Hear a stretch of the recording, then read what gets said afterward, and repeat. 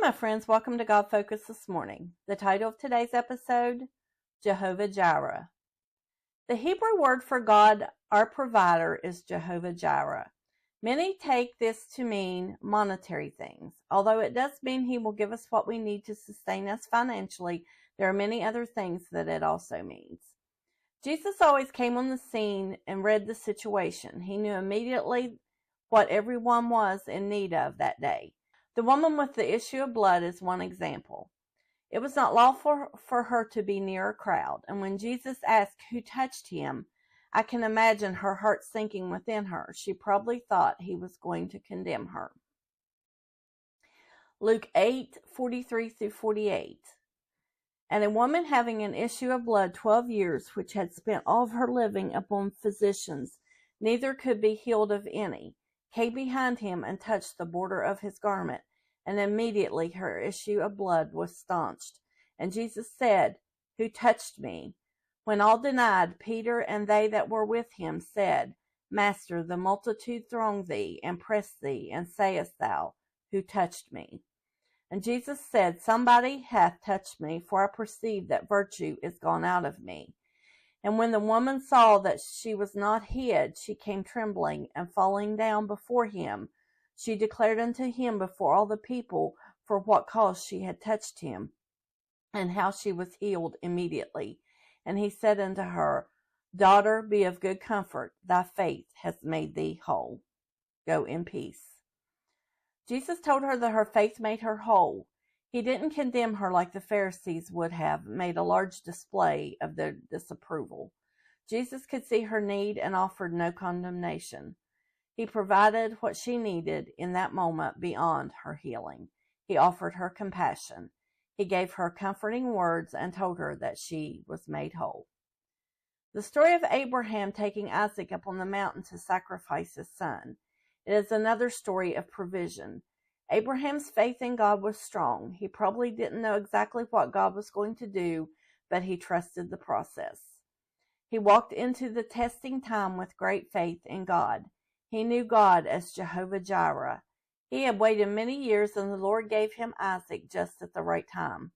When Isaac asked Abraham where the sacrifice was, Abraham answered, The Lord will provide. Genesis 22:13-17. And Abraham lifted up his eyes and looked, and behold, behind him a ram caught in a thicket by his horns.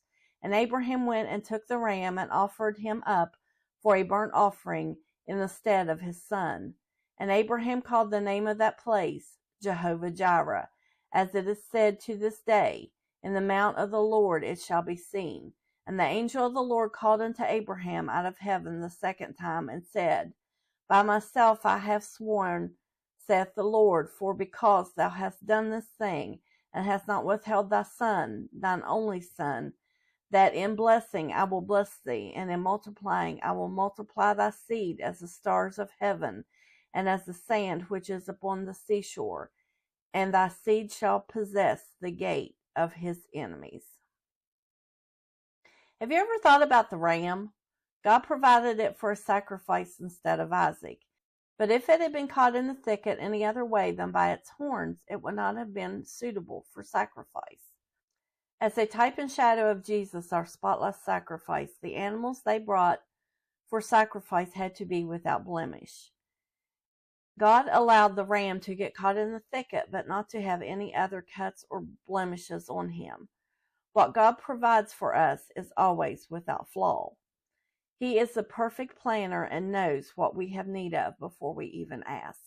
When Israel left Egypt, they could not even begin to imagine what all they would need.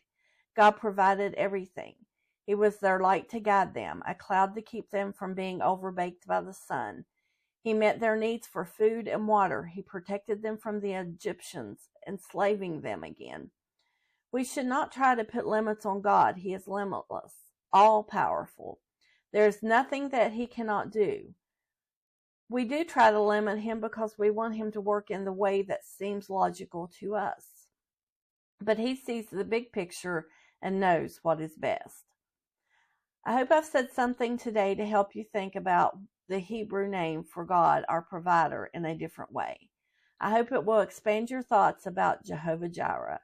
Not only does he provide for our financial needs, but he is our healer, protector, encourager, teacher, friend, and the Savior of our souls. Whatever you have need of today, look to Jesus, trust in him. He will be there with the answer at just the right time, because he is Jehovah Jireh. Thanks for watching. Until next time, be bold, be brave, and keep your God focus. Like, share, and subscribe for more encouragement. Have a wonderful day.